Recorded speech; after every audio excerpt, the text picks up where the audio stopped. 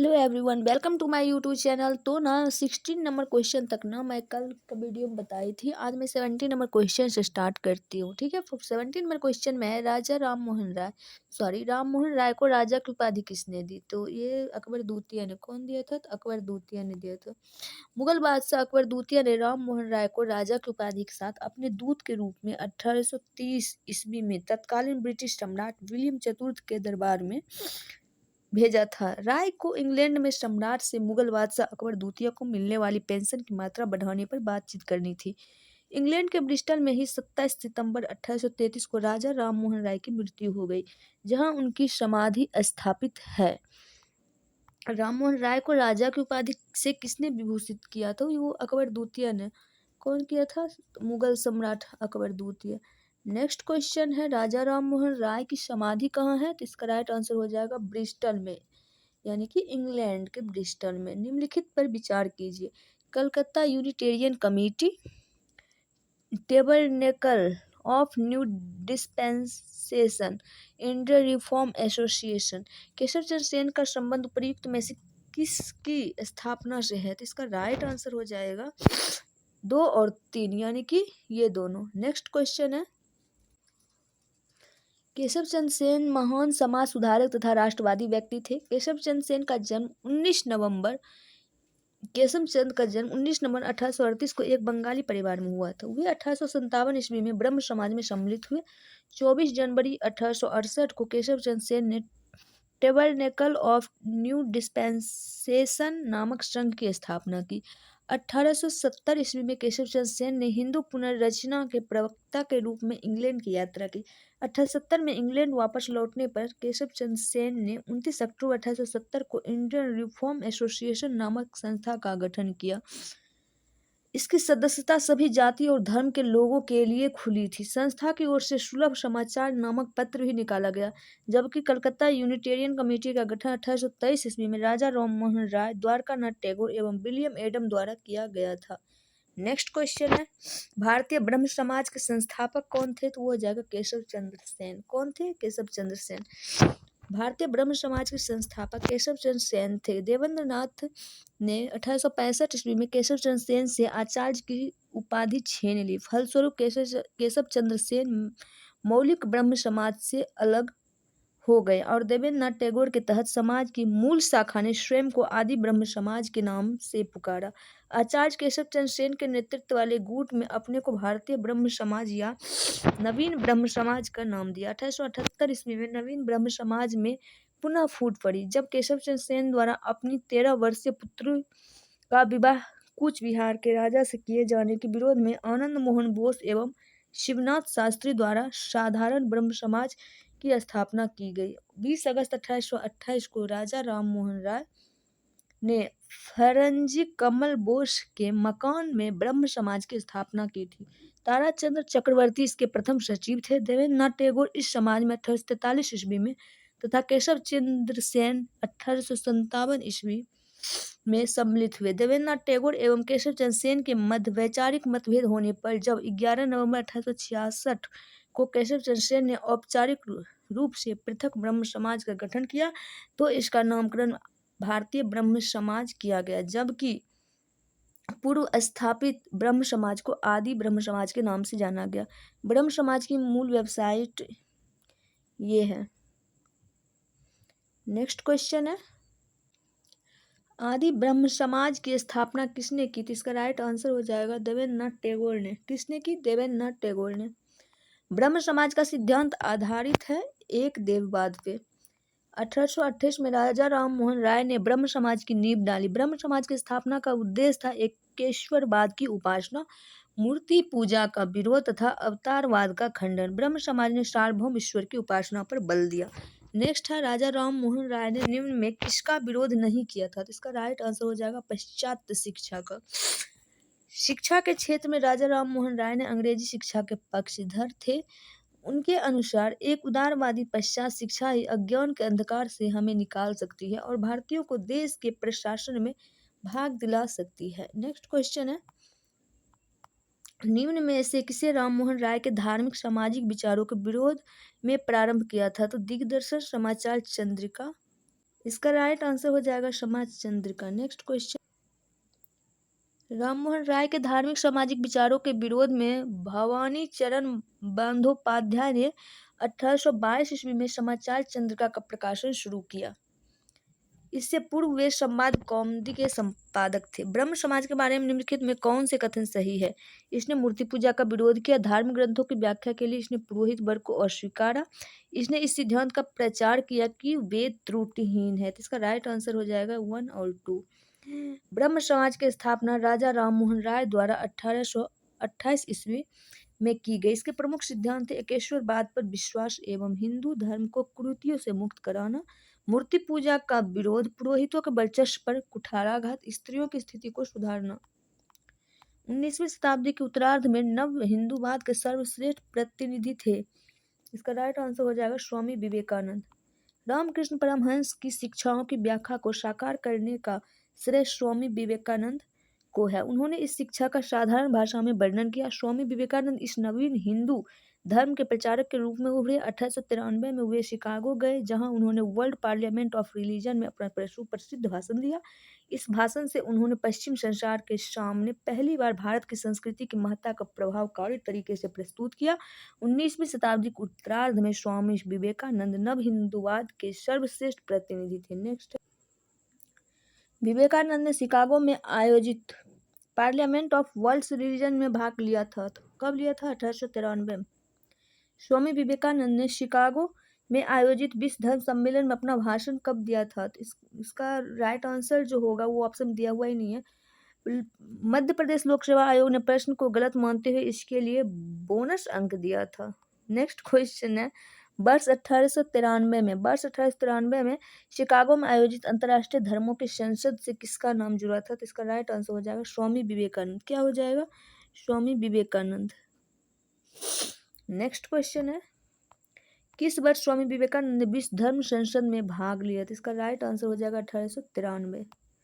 इनमें से किसने 1893 में शिकागो में आयोजित धर्म संसद में भाग लिया था? तो इसका राइट आंसर हो जाएगा स्वामी विवेकानंद। नेक्स्ट क्वेश्चन है, व्यवहारिक वेदांत के प्रतिपादक कौन थे? तो विवेकानंद। नेक्स्ट है, व्यवहारिक वेदांत के प्रतिपादक स्वामी विवेकानंद थे। विवेकानंद के अनुसार एक धर्म के रूप में वेदांत को गहन रूप से व्यवहारिक होना चाहिए ताकि हम अपने जीवन के प्रत्येक भाग में इसका पालन करने में सक्षम हो सके। विवेकानंद ने व्यवहारिक वेदांत पर सर्वप्रथम अपना भाषण 10 नवंबर 1896 को लंदन में दिया था।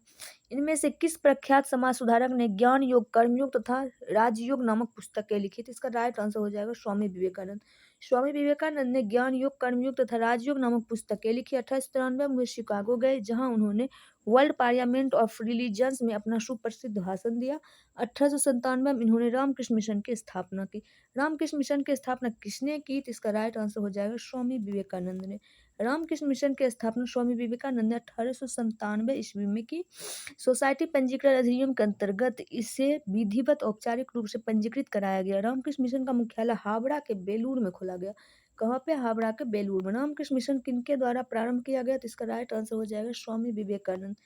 रामकृष्ण मिशन की स्थापना 1897 ईस्वी में किसने की थी? तो स्वामी विवेकानंद। स्वामी विवेकानंद रामकृष्ण मिशन की स्थापना का वर्ष क्या है? तो 1897। स्वामी विवेकानंद द्वारा रामकृष्ण मिशन की स्थापना की गई। कब की गई? तो 1897 ईस्वी में। शारदा मणि कौन थी? तो इसकी राइट आंसर हो जाएगा रामकृष्ण परमहंस की पत्नी शारदा मणि मुखोपाध्याय, जिन्हें शारदा देवी के नाम से जाना जाता है, का विवाह 23 वर्षीय रामकृष्ण परमहंस से 5 वर्ष की उम्र में 1859 ईस्वी में हुआ था। ईश्वर के बारे में सोचने के लिए मेरे पास वक्त नहीं है, क्योंकि अभी इस धरती पर ही बहुत काम किया जाना है। उपर्युक्त कथन किसका है? इसका राइट आंसर हो जाएगा ईश्वर चंद्र विद्यासागर। किसका है?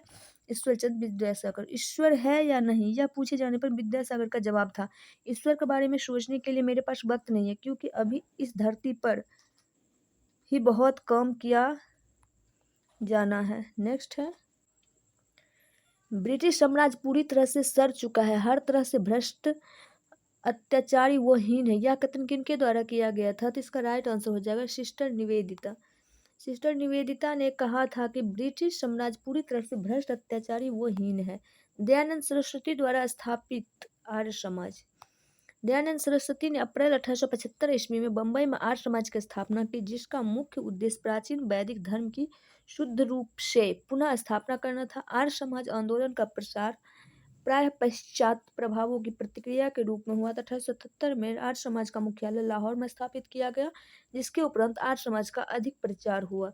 आर्य समाज की स्थापना का वर्ष है 1875। नेक्स्ट है, आर्य समाज की स्थापना किसके द्वारा किया गया था? तो दयानंद सरस्वती के द्वारा। वेदों के पुनरुत्थान का श्रेय किसे दिया जाता है? तो दयानंद सरस्वती को। नेक्स्ट क्वेश्चन है, आर्य समाज के संस्थापक स्वामी दयानंद सरस्वती शुद्ध वैदिक परंपरा में विश्वास करते थे। उन्होंने वेदों की ओर लौटो का नारा दिया। उत्तर वैदिक काल से आज तक सभी अन्य मतों को उन्होंने पाखंड या झूठे धर्म की संज्ञा दी। 1867 में उन्होंने झूठे धर्मों का खंडन करने के लिए पाखंड खंडनी पताका लहराई। स्वामी दयानंद सरस्वती वेदों को भारत के आधार स्तंभ के रूप में देखते थे। उनका विश्वास था कि हिंदू धर्म और वेद, जिस पर भारत का पुरातन समाज टिका था, शाश्वत और परिवर्तनीय, धर्मातीत तथा दैवीय है। इसलिए उन्होंने वेदों की ओर लौटो तथा वेद ही समस्त ज्ञान के स्रोत है का नारा दिया। स्वामी दयानंद को उनके धार्मिक सुधार प्रयासों के कारण भारत का मार्टिन लूथर किंग कहा जाता है। वेदों की ओर चलो किसने कहा था? तो ये हो जाएगा दयानंद सरस्वती। निम्न में कौन भारत का मार्टिन लूथर कहा जाता है? तो इसका राइट आंसर हो जाएगा दयानंद सरस्वती। सत्यार्थ प्रकाश की रचना की गई थी स्वामी दयानंद सरस्वती के द्वारा। मूल शंकर का जन्म 1824 ईस्वी में गुजरात की मोरबी रियासत के एक ब्राह्मण कुल में हुआ था। उन्होंने 1860 में मथुरा में स्वामी बिरजानंद जी से वेदों के शुद्ध अर्थ और वैदिक धर्म के प्रति अगाध श्रद्धा प्राप्त की। 1867 में उन्होंने पाखंड खंडनी पताका लहराई। 1875 में उन्होंने बंबई में आर्य समाज की स्थापना की। उनके विचार उनकी प्रसिद्ध पुस्तक सत्यार्थ प्रकाश में वर्णित है। उनकी अन्य रचनाओं में पाखंड खंडन, वेदभाष भूमिका, ऋग्वेद भाष, अद्वैत मंत्र खंडन, पंच महायज्ञ विधि तथा वल्लभाचार्य मत खंडन प्रमुख है। नेक्स्ट क्वेश्चन, सत्यार्थ प्रकाश किसके द्वारा लिखा गया है? तो इसका राइट आंसर हो जाएगा दयानंद सरस्वती के द्वारा। सत्यार्थ प्रकाश के लेखक हैं कौन है? तो इनमें से कोई नहीं। सत्यार्थ प्रकाश पवित्र पुस्तक है आर्य समाज की। सत्यार्थ प्रकाश पुस्तक के लेखक कौन थे? तो दयानंद सरस्वती। कौन थे? दयानंद सरस्वती। निम्न संगठनों में से किसने शुद्धि आंदोलन का समर्थन किया? तो आर्य समाज ने। किसने किया था? आर्य समाज ने। दयानंद सरस्वती द्वारा 1875 में बंबई में स्थापित आर्य समाज ने धर्म परिवर्तित हिंदुओं की हिंदू धर्म में वापसी हेतु शुद्धि आंदोलन का समर्थन किया था। नीचे दिए गए कथन ए तथा दूसरे कथन आर के रूप में दिया गया। कथन ए है, आर्य समाज आंदोलन ने हिंदुओं में आत्मविश्वास और आत्मनिर्भरता प्रदान किया। और आर है, आर्य समाज आंदोलन ने श्वेत जाति की श्रेष्ठता में विश्वास की जड़ों को कमजोर किया। नीचे दिए गए कूट में सही उत्तर का चयन कीजिए। तो इसका राइट आंसर हो जाएगा ए और आर दोनों सही है। आर ए की सही व्याख्या नहीं करता है। नेक्स्ट क्वेश्चन है, एक्सप्लेनेशन देखते हैं। आर्य समाज की स्थापना दयानंद सरस्वती के द्वारा अप्रैल 1875 में बंबई में की गई। इसका मुख्य उद्देश्य प्राचीन वैदिक धर्म की शुद्ध रूप से पुनः स्थापना करना था तथा भारत को धार्मिक, सामाजिक व राजनीतिक रूप से एक सूत्र में बांधने का प्रयत्न करना था। इसके साथ साथ हिंदुओं में आत्मविश्वास एवं आत्मनिर्भरता प्रदान करना था। आर्य समाज ने हिंदू श्रेष्ठता के सिद्धांत को स्वीकार किया एवं श्वेत जातीय श्रेष्ठता के सिद्धांत को नकारा। इस प्रकार कथन ए और आर दोनों सही है। निम्न में किसने कहा था अच्छा शासन स्वशासन का स्थापना नहीं है? तो इसका राइट आंसर हो जाएगा स्वामी दयानंद ने। स्वामी दयानंद सरस्वती विदेशी दासता को एक अभिशाप मानते थे और स्वतंत्रता एवं लोकतंत्र के हिमायती थे। उनके आर्थिक विचारों में स्वदेशी का विशेष महत्व था। राजनीति क्षेत्र में वे कहते थे कि बुरे से बुरा देशी राज अच्छे से अच्छे विदेशी राज्य से अच्छा है। निम्न में से किस व्यक्ति ने सर्वप्रथम स्वराज शब्द का प्रयोग किया और हिंदी को राष्ट्रभाषा माना? इसका राइट आंसर हो जाएगा स्वामी दयानंद सरस्वती। नेक्स्ट क्वेश्चन, सर्वप्रथम स्वामी दयानंद सरस्वती ने स्वराज शब्द का प्रयोग किया और हिंदी को राष्ट्रभाषा के रूप में स्वीकार किया। तुलसीदास, राजा राम मोहन राय और स्वामी विवेकानंद, दयानंद सरस्वती। निम्नलिखित में से काल क्रमानुसार रखिए। तो इसका राइट आंसर हो जाएगा 1, 2, 4 और 3। तुलसीदास काल 16वीं सदी, राजा राम मोहन राय 1772 1833, दयानंद सरस्वती 1824 1883 ईस्वी तथा विवेकानंद 1863 से 1902 ईस्वी था। निम्नलिखित में किसने महाराष्ट्र में प्रार्थना समाज की स्थापना की थी? इसका राइट आंसर हो जाएगा आत्मारंग पांडुरंग। प्रार्थना समाज की स्थापना 1867 ईस्वी में बंबई में आचार्य केशव चंद्र सेन की प्रेरणा से आत्माराम पांडुरंग द्वारा की गई थी। महादेव गोविंद रानाडे इस संस्था 1869 ईस्वी में जुड़े तथा इसके मुख्य संचालक बने। इस संस्था का प्रमुख उद्देश्य जाति प्रथा का विरोध, स्त्री पुरुष की विवाह की आयु में वृद्धि, विधवा विवाह एवं स्त्री शिक्षा को प्रोत्साहन देना था।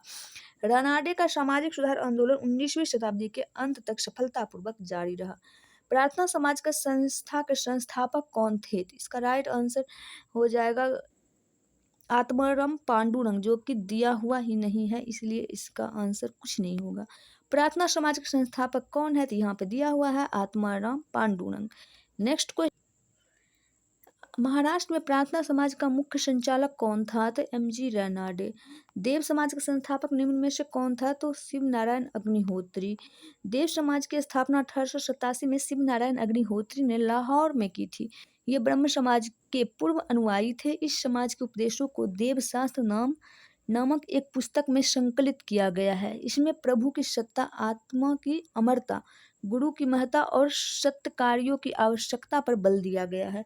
वर्ष 1913 के बाद शिव नारायण अग्निहोत्री द्वारा अपने द्वितीय पुत्र देवानंद को आध्यात्मिक उत्तराधिकारी नियुक्त करने के बाद इस आंदोलन को सार्वजनिक लोकप्रियता समाप्त हो गई। किसने 1873 में सत्यशोधक समाज की स्थापना की थी? इसका राइट आंसर हो जाएगा ज्योतिबा फूले। 1873 में सत्यशोधक समाज की स्थापना ज्योतिबा फूले ने की थी। इनका जन्म 1827 ईस्वी में एक माली के घर हुआ था। इन्होंने शक्तिशाली गैर ब्राह्मण आंदोलन का संचालन किया। इन्होंने अपनी पुस्तक गुलामगिरी एवं अपने संगठन सत्यशोधक समाज के द्वारा पाखंडी ब्राह्मणों एवं उनके अवसरवादी धर्म ग्रंथों निम्न जातियों की रक्षा की आवश्यकता पर बल दिया। सत्यशोधक समाज की स्थापना किसने की थी? इसका राइट आंसर हो जाएगा ज्योतिबा फूले। नेक्स्ट क्वेश्चन, सत्यशोधक समाज की स्थापना किसने की? तो ज्योतिबा फूले। गुलामगिरी का लेखक कौन था? तो ज्योतिबा फूले। नेक्स्ट है, सत्यशोधक आंदोलन चलाया था? तो ज्योतिबा फूले ने। महात्मा ज्योतिबा फूले द्वारा किस संगठन की स्थापना की गई थी? तो इसका राइट आंसर हो जाएगा सत्यशोधक समाज। पिछड़े वर्गों का उत्थान किसका मुख्य कार्यक्रम था? तो इसका राइट आंसर हो जाएगा सत्यशोधक समाज का। पिछड़े वर्गों का उत्थान सत्यशोधक समाज का मुख्य कार्यक्रम था। इसकी स्थापना 1873 में ज्योतिबा फूले ने की थी। यह आंदोलन दलितों और निम्न जाति के लोगों के कल्याण के लिए चलाया गया था। अपनी ब्राह्मण विरोधी गतिविधियों का संगठित रूप में प्रसार करने के लिए उन्होंने आलोचनात्मक ग्रंथों, सार्वजनिक सद्धर्म पुस्तक तथा गुलामगिरी की रचना की। नेक्स्ट है, सत्यशोधक समाज के संस्थापक कौन थे जिनका प्राथमिक जोर सत्य की खोज पर था? तो इसका हो जाएगा ज्योतिबा फूले। सत्यशोधक समाज ने संगठित किया, तो इसका राइट आंसर हो जाएगा महाराष्ट्र में एक जाति विरोधी आंदोलन। 1873 ईस्वी में सत्यशोधक समाज का स्थापना ज्योतिबा फूले ने महाराष्ट्र में की थी। सत्यशोधक समाज से पहले भी इस देश में सामाजिक और धार्मिक सुधार आंदोलन चले, किंतु सत्यशोधक समाज इन सबसे अलग एवं विशिष्ट है। इसमें ऊंचे वर्णों एवं श्रेणियों के प्रति पिछड़ी जातियों का विद्रोह प्रमुख था। ज्योतिबा फूले संबंधित थे, तो इसका राइट आंसर हो जाएगा जाति विरोधी आंदोलन से। सत्यशोधक समाज की स्थापना किसने की थी? तो ज्योतिबा फूले ने। वह बंगाली नेता कौन था जिसने सामाजिक धार्मिक सुधारों का विरोध किया और रूढ़िवादिता का समर्थन किया? इसका राइट आंसर हो जाएगा राधाकांत देव ने। नेक्स्ट क्वेश्चन, राधाकांत देव ने 1830 ईस्वी में बंगाल में धर्म सभा की स्थापना कर सामाजिक धार्मिक सुधारों का विरोध किया और रूढ़िवादिता का समर्थन किया। नेक्स्ट है, राधा स्वामी सत्संग के संस्थापक कौन थे? शिव दयाल साहब। राधा स्वामी सत्संग आंदोलन का स्थापना 1861 ईस्वी में आगरा के एक महाजन या बैंकर तुलसीराम, जो कि शिवदयाल साहब या स्वामी जी महाराज के नाम से लोकप्रिय थे, ने की।